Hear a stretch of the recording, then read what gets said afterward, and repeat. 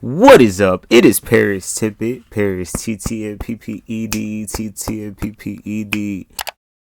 And no lie, I just got over a cold last month and I am sick yet again. Like, it's one of those things where I'm like, holy shit. And it's because I work with kids. So it's like, bro, I'm like sick as fuck. And I mean, I'm not that sick. It's just my nose is running. So it's just like, bro, every time I get better, it's like, it is winter time. So this video is basically me telling you to take your vitamins. Hold up, let me take my vitamins. Holy shit. As long as my lymph nodes don't swell up again, I'm chilling because yo, my nose was not this bad 2 days ago. It's like every time I wake up, it's significantly more stuffy. This was more like a common cold though. The last one felt more like leaning towards the flu. Like my body was, I felt crazy. This video is about, and as you know, I have my handy dandy notebook, what it's like being a black trans man in my early 20s. Because next year I'll be finally hitting on the physical realm my mid 20s, which is crazy to know. Fuck. Okay, I'm back. Hitting my mid 20s is crazy. So this is like kind of like my last year of being, I mean, to me I feel the same, but you know, I guess to people in the physical realm, you know, I'm aging, I'm getting there. My early 20s felt a lot like just experimenting, figuring out who I am, what I like, what I wanted to do in life, you know, my goals. I feel like I began my 20s doing what people wanted me to do, and now I'm in a space where I just do what I want to do. Like, fuck that shit. Like, I'm just gonna do what the fuck I want to do. And to some it might not make no sense, but to me it makes perfect sense. I'm going to move how I want to move.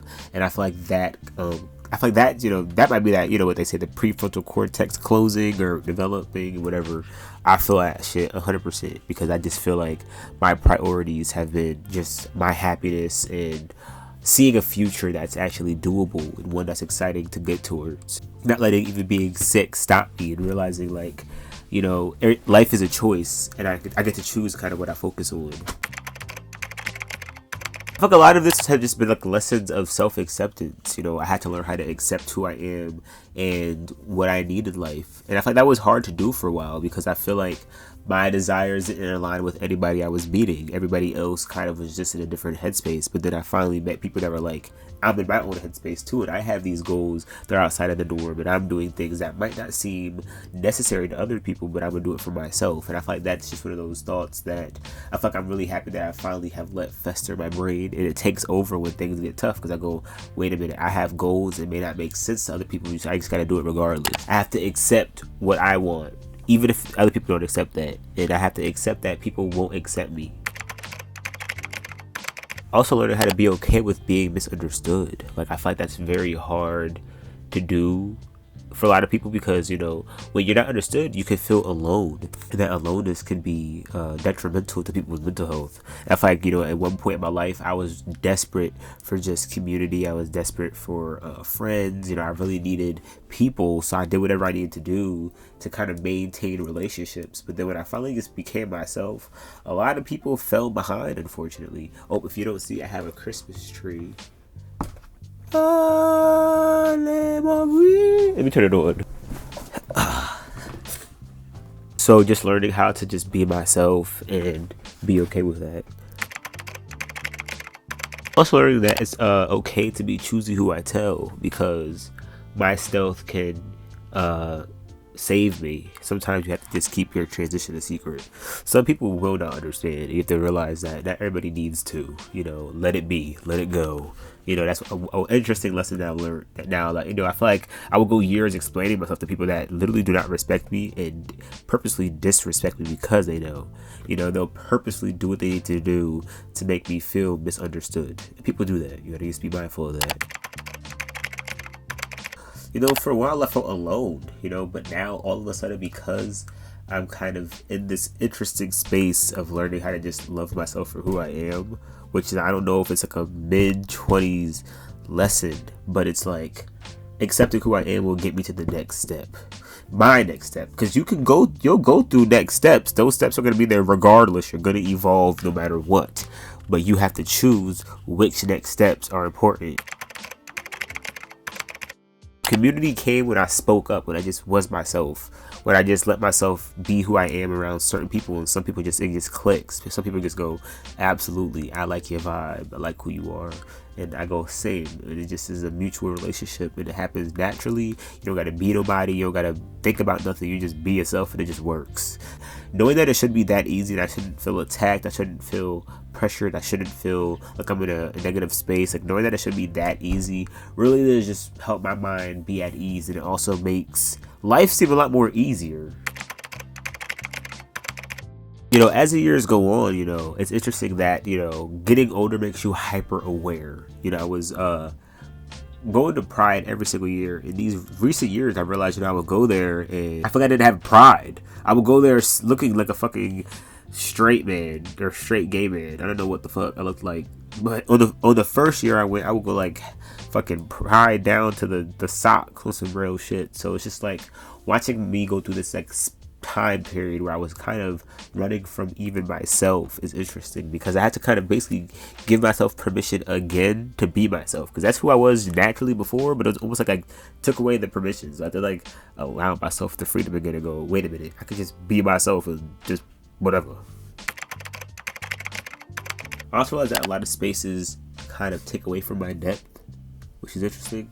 I guess like a new lesson. Before I would go to any space open-minded, but now I'm like, if I go there and I don't feel like me, I try my hardest to remove myself, because I'm realizing like every moment does count. Like we could die at any second, and I don't really know what death's gonna look like for us, but just knowing that that's a possibility, and knowing that you kind of have to just live every moment presently.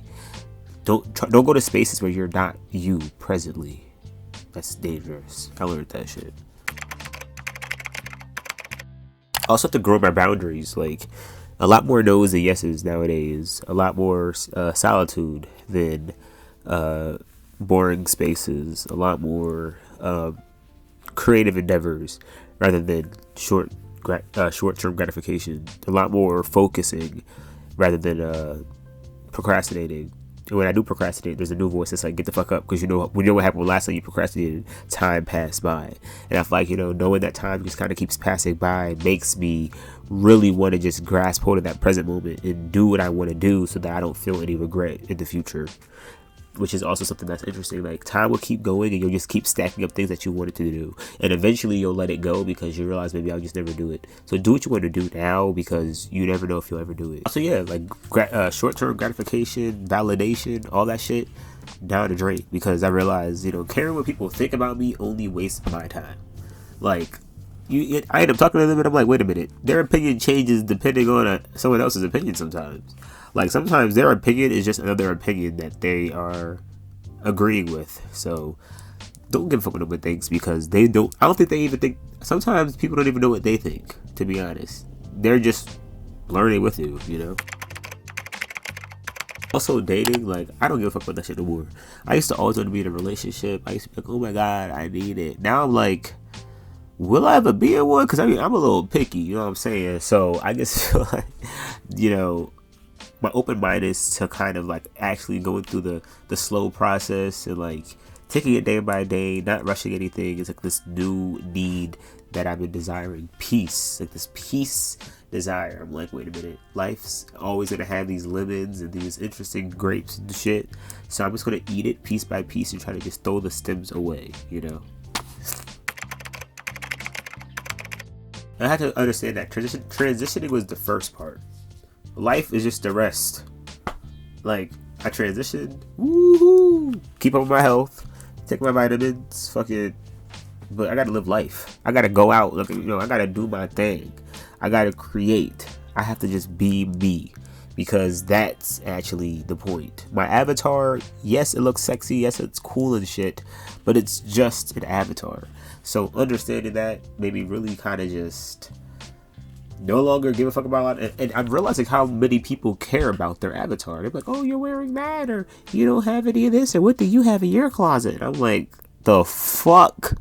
You know, I realized I don't really care. I never cared about honestly materialistic things. I'm like an electronics guy. I like, you know, music equipment and shit like that. I like instruments and shit. And I do like pieces and stuff, and I do like clothes, but I feel like I'm not like, I don't care about the validation that people, what people think about what's on my avatar. I'm not here to please anybody. I'm here to just showcase it so that I'm understood. So just doing this YouTube channel, gaining confidence and speaking about me and my experiences, something that I used to never do. You know, many people had these different opinions of me, and I didn't even realize it. I'm like, wait a minute, like I forgot. Y'all don't know my thoughts because I don't speak up. And I'm not trying to say I'm doing it for y'all, but I'm doing this for me. Realizing that I can speak my mind. I've always been a person I wanted to just speak. Give me the mic, you know what I'm saying? But, you know, you kind of gain shame over time because of opinions and worries. And it's just really nice to be in this space at this age where now I just don't give a fuck. And I don't give a fuck when I do give a fuck, because I realize that the days I do give a fuck, it's more just like these like whispers in the back of my brain that I don't have to listen to. Allow people to not understand you. You know, that's the lesson of fucking 24. Don't give a fuck about nothing. And we're at the end of the video. This was kind of spontaneous as fuck. You know, because I'm sick, I didn't want to like overthink. Kind of just wanted to talk to you because, you know, like I said, this is going to be like a really fun year. This is the longest I've been kind of just consistent in what I want and what I want to do. You know, definitely in terms of just being a creative. If you don't know, I'm writing a book. It will be out next week on Friday, which is very like, it's giving me the goosebumps to think about. I'm going to read you just like a little piece of the book, just so you can understand kind of where I'm coming from. It's called The Trans Survival Guide, part 1, which is, I can't tell nobody. All right, this book is literally like a step-by-step process for my LGBT plus trans individuals. I'm gonna read you one little chapter just so you can understand how much I poured into this, because I really want to give you something, because I am, like I said, at a place where I'm finally just doing everything that I wanted to do. And, you know, YouTube has definitely opened those doors for me. My first attempt at binding was when I was 15 years old, behind my mother's back. I bought Sika tape from Walmart, pulled my chest to the side, and then I taped them. It was amazing. I felt free. I never knew I needed that feeling until I was experiencing it. I remember going to Ocean County Mall with the tape on, feeling like I was the finest 15-year-old alive. The coverage was not perfect, but it gave me a taste of what I truly wanted. The only downside to taping was taking it off. Now that I'm an adult, I know I should have used oils or other ingredients to help remove the tape. But at the time I had nothing. I can remember peeling it off piece by piece, trying not to remove skin. For anyone looking to tape instead of binding, please use proper removal methods. Your skin deserves care. I started binding properly when I was 16. Once my McDonald's check started adding up, I set aside money to buy my first binder. It was a full shirt gray binder from GC2B, a company I still recommend if you're starting your binding journey.